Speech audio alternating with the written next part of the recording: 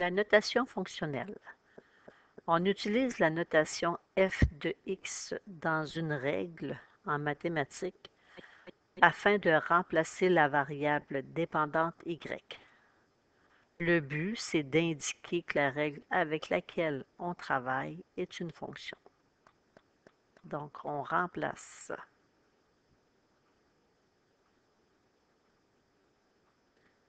la variable dépendante, la plupart du temps c'est y,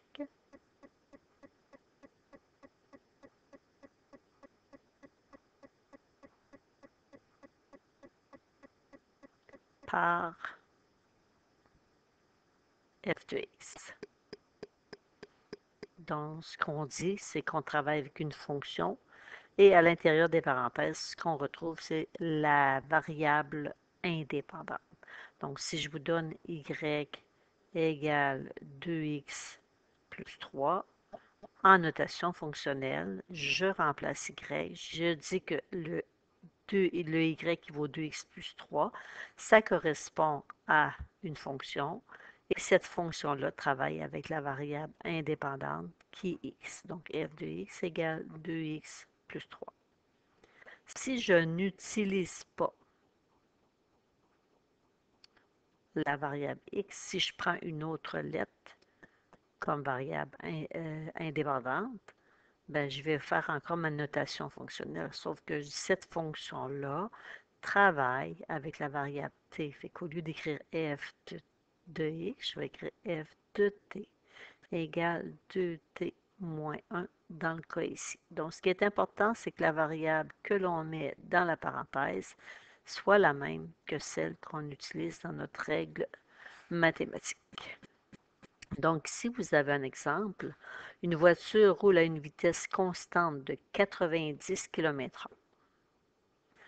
On peut définir la relation entre la distance parcourue, d de t, fait qu'au lieu d'utiliser f de x, d de t, d pour distance, t en fonction du temps, donc j'utilise des variables qui sont significatives dans mon contexte, en kilomètres, et le temps de parcours t en heures, selon la règle que je vous donne ici. Donc, si c'est une notation fonctionnelle plus complexe, ce que je vous demande d'utiliser, c'est la notation fonctionnelle. Donc, si je vous explique d'où vient la forme complète, étant donné qu'on travaille avec la fonction d de t, donc on parle de la fonction d, et on la décrit.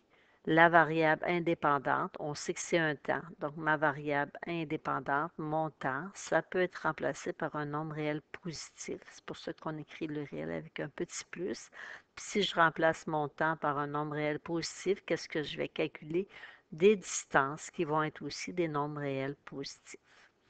Fait que dans mon exemple, on me demande de calculer d de 1,5.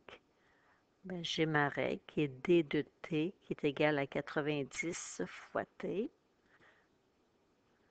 On me demande de faire le calcul de d de 1,5. Donc, ce que je vois, c'est que ma variable indépendante, mon t, était remplacée par 1,5. Je vais remplacer dans ma règle mon t par 1,5. Et je fais le calcul. Donc, 90 fois 1,5, ça donne 135. Fait que d de 1,5, qui correspond à quoi? Bien, ça signifie que c'est une distance parcourue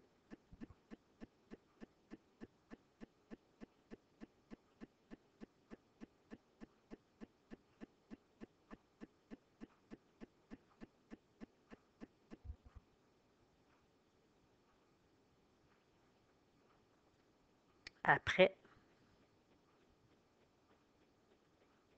1,5 heures.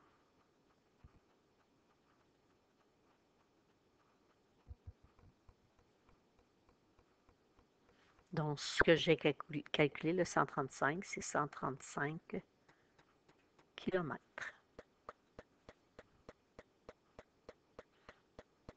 Deuxième exemple, à partir de la règle f de x égale 2x moins 6, on me demande de calculer f de 5.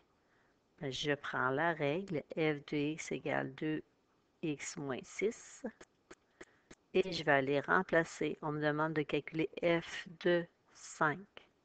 Donc, ce que je vois, c'est que ma variable indépendante a été remplacée par 5, mais 2, mon x, je vais le remplacer par 5. Fait que 2 fois 5 moins 6, ça me donne 4. Fait que f de 5,